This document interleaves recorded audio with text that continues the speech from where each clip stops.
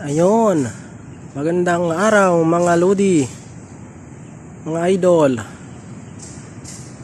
Ganda ng panahon natin ngayon mga idol. Nakakagawa tayo ng maayos, walang ulan. Kuya Joe nga pala mga idol ang maghahatid sa inyo ng tamang trabaho sa construction. Sa mga magtatanong mga idol, comment lang po kayo sa aking YouTube channel. Paano daw gumawa ng runner mga idol sa concrete gutter? Ito yung runner na namin mga idol sa concrete gutter namin. Ayan, concrete gutter na nakahanger mga idol. Ayan o. May siding na yan dito sa kabila mga idol. Yan, may siding na yan dito. Kasi may butas yan dito mga idol. Kaya pinalagyan ko ng siding to para pagbuhusan hindi lalabas ang halo dito sa kabila. Baka magtaka kayo nito mga idol, may ganito. Design lang yan mga idol. Nasa plano yan. Mangyayari dito parang molding yan, kalalabasan sa ilalim pagtingnan mo. Yan, ito yung biga natin mga idol. Pinalagpas natin yan sa column natin papunta dito sa concrete gutter natin mga idol. Ayan o. Medyo kinapos yung bakal namin dito pero ayos lang yan. Madali lang remedyohan yan. Ayan. Kaya diretso ko tong biga namin mga idol. Kasi dito kakapit yung concrete gutter natin. Bakal ng concrete gutter natin. Kasi kapag wala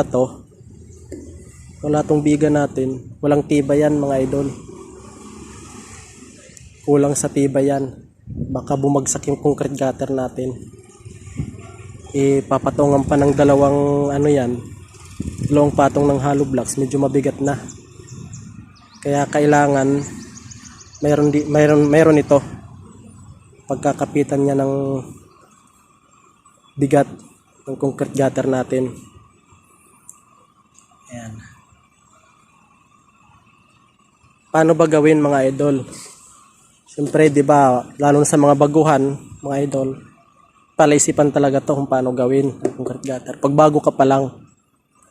Pero kapag yung magagaling na talagang gumawa, siyempre alam na nila 'yon mga idol kung paano gawin. Kaya sa manonood nito, yung mga veterano na talagang gumagawa, paki-comment na lang din po mga idol kung ano yung mali sa ituturo ko. Siyempre, pag kayo mga idol, mag-install kayo nito, gumawa kayo nito, kailangan natin ng scaffolding. Ayan mga idol, yung nakadiagonal na scaffolding na yan. Kailangan mga idol, matibay yan, kakagawa natin kasi nakahanger yan. Pag maglagay kayo ng ganyan mga idol, scaffolding na yan, kailangan nyo to. Ito.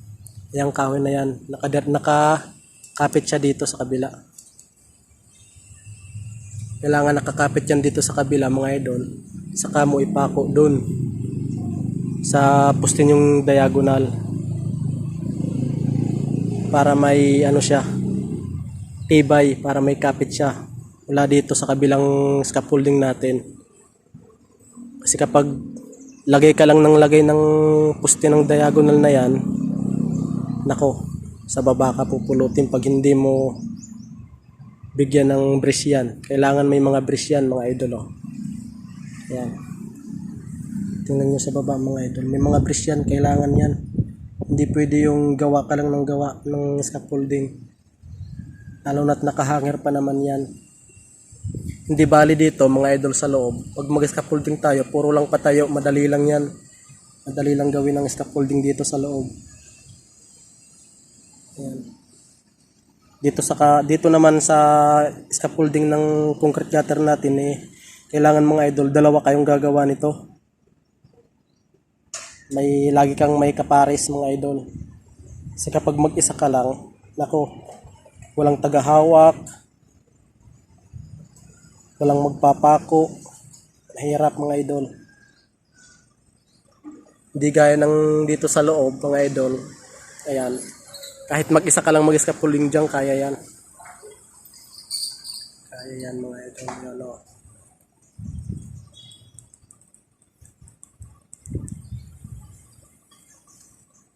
Itong molding namin na to, mga idol, ito. Mula sa finish na to, bumaba lang kami ng GIS 10 cm mga idol. 10 cm. 100 mm mga idol. Mula dito sa finish. Finish ng concrete gutter natin. Ano lang to mga idol to? Design lang to. Molding. Pinaka-molding siya. Para maganda tingnan dun sa baba kapag dun ka tumingin sa baba. Itong concrete gutter naman natin mga idol, nakalibil yan dito. Nakalibil yan dito sa ano natin, biga natin. Nakalibil yan. Madali lang mga idol. Kuha ka ng level doon sa biga natin, sa min na biga natin doon sa kabila. Punan mo ng level to, kuha ka ng level dito sa kabila. Siyempre kailangan mo munang ibuo mga idol, buuhin nyo muna to, yung runner nya pupunta dito sa kabila. Pag mabuo nyo na to mga idol, saka ka bumaba ng GIS 10 cm. Tapos panibagong runner ka ulit, gagawa ka ulit ng panibagong runner. Ayan. Ayos naman mga idol. Ayos yung design nila dito. Tapos kapag mag-siding ka na mga idol, iba-ibang magagawang siding dito mga idol. Marami. Bali magiging 4 na siding ang magagawa dito mga idol. Kasi gagawa ka ng siding dito sa kabila, magsa-siding ka dito na nakalibel dito sa siding natin sa biga natin. Pagdating naman dito, pag makagawa ka na niyan mga idol, level, yung siding dito na nakalibel dito sa biga natin, ayan, gagawa ka ulit ng siding dito mga idol, mga 11 cm yung lapad niya kasi nung nasa plano 11 cm. Bali dalawang ano yan dito mga idol, dalawang siding ang magagawa.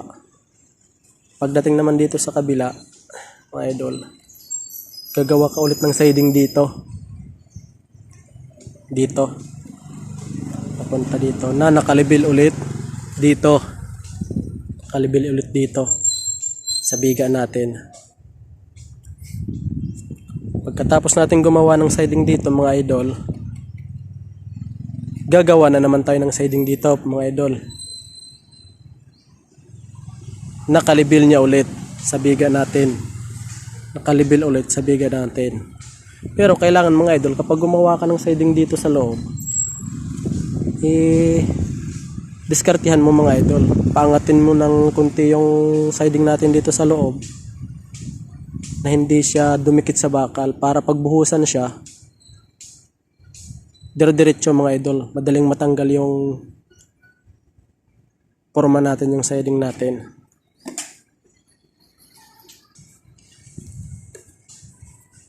Tsaka mga idol, ganun din dito sa kabila. Pag maglagay tayo ng siding, kailangan nakaangat sa bakal. Ito yung bakal natin sa sinisimulan na naming ilatag mga idol. Bakal natin sa concrete gutter. Ayan, 16 mm yan mga idol. Bali ang may lalatag nating bakal dito mga idol 6 na 16 mm. Marami. 4 dito sa ilalim, sa bottom. Pagdating dito sa top bar mga idol, dalawang 16 mm yan. Marami mga idol. Papakita ko ulit sa inyo mga idol kung paano magbakal. tama na pagbabakal sa concrete gutter at pulidong pagbabakal, mga idol. Kasi hindi lahat ng pagbabakal ng mga idol, gutter ay pare-parehas.